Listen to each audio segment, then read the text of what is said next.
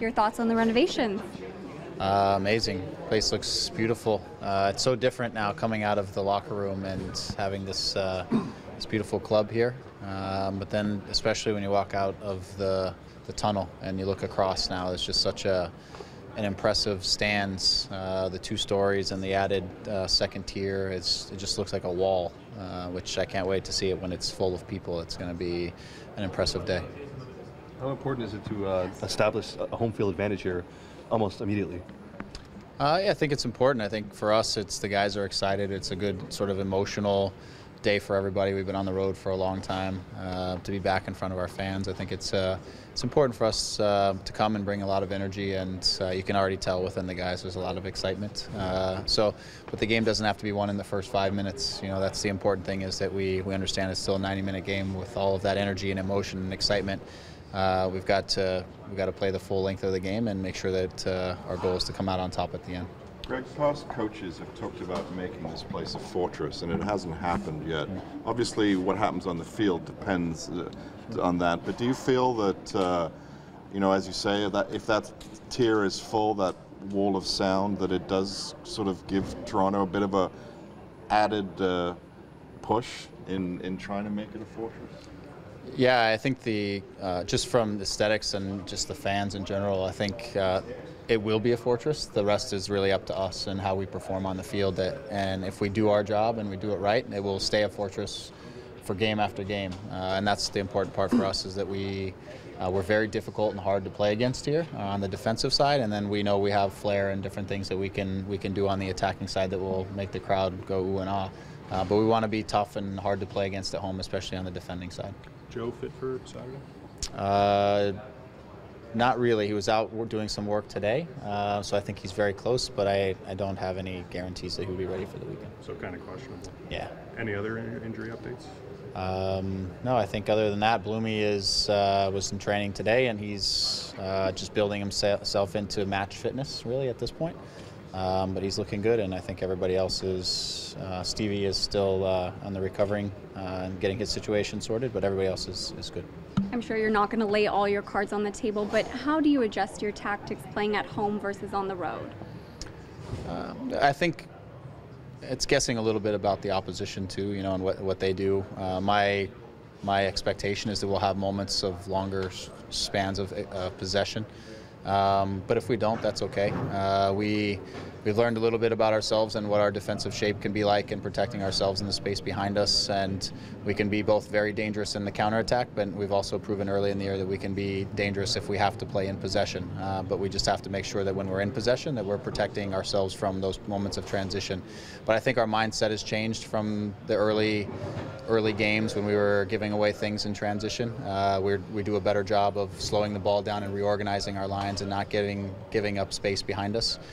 So for us, it's gaining a little bit more on sort of what we call our set attack, but is our ability on the ball to hold possession a little bit longer, to still create dangerous chances and still look for our moments in transition. Ultimately, games are a lot of times won and lost in those transition moments, and for us to continue to be strong in those. Does it feel like it's the 8th game of the season?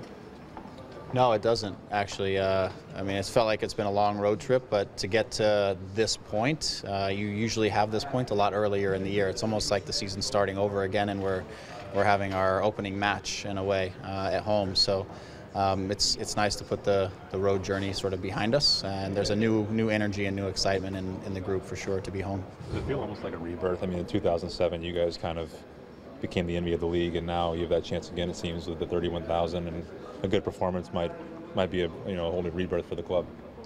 Yeah, I think it's an opportunity. It's again, it comes down to what we do on the field. I think it's an opportunity to establish that. We have new players, new faces, new group, but ultimately we have a lot to prove to our fans. I think that's the key here. It's a new stadium. A lot of the aesthetics are different. But at the end of the day, it comes down to, are we going to be an exciting team to watch and to come and to support, and are we going to uphold our end on the field and getting results and make our fans proud of being in TFC fans and being proud of being at the stadium when we do our business. The energy in the building is probably going to be very high. Do you have to rein your players in at all, or do you just let them feed on it as much as they can? I don't think we'll have to rein them in. I think we have a a pretty experienced group. That was one of the things that we wanted to accomplish in the offseason is to get some guys who've been in big environments, get guys who've been under pressure, who understand what it feels like. So I don't necessarily think we'll have to reel them in too much. There's certain guys we want to go and feel like this is their day to really let go and have it all out there. Sebastian being one of those guys. So be at home in front of his fans here is going to be really exciting for him, and I want him to go do as much as he feels like he wants to do or can do. And so I don't think we have to reel him in. I think we just, again, we'll have to play with our heads and play over 90 minutes. You've got more important things to think about, but what do you think about having the high rollers watching you as the team comes out of the tunnel there? Any thoughts about it? Yeah, I mean, it's kind of the thing now with the stadiums. I think it's an experience for the fans who want to come here, and they're important fans for us. So typically, I think from the point I would leave, or if I was a player, leave the locker room and head to the field, my concentration is on when I walk out on the grass. So I'm not too concerned. I think it's more of an experience for the fans than it is for the players, and I think anytime we can make the experience unique or great, it's good for the game.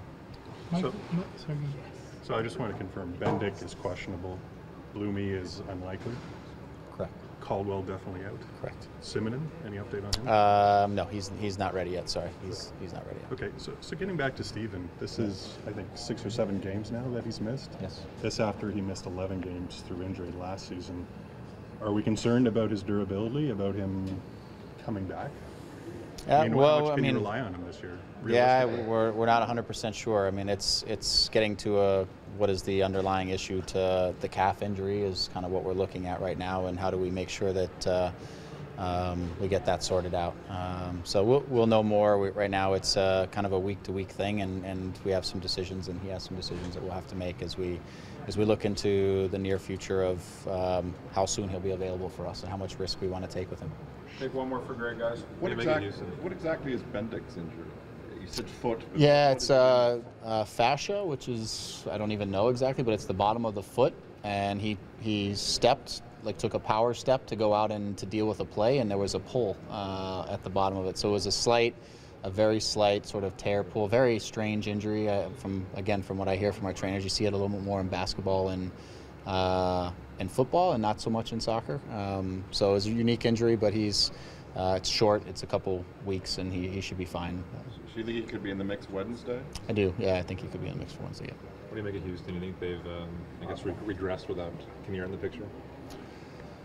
It's hard to say. I don't know if they've regressed, or as much as I think to me, they look like a group that's sort of trying to figure out exactly what their identity is. They, when the games are very open and fast, and Barnes is looking to run, and they've had different lineups and different guys playing in different positions, and for me, it's I think sometimes for a new coach who comes from outside of the league, you're trying to figure out how to get results in this league, and you're trying to figure out how to use the players that you have, and so for me, a little bit, they're kind of trying to sort out what their identity is going to be and how they're going to actually get results in this league. They have some dangerous players. So Giles Barnes is a guy who is a good player.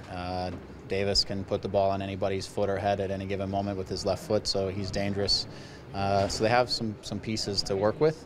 We need to make sure that we deal with those pieces accordingly, and allow ourselves the opportunities going forward, which we know we can do some things. But I think they're a dangerous team, but at the same time, I think they're still sort of searching out who they're going to be and how they're going to get results. Thanks, guys. Thank you.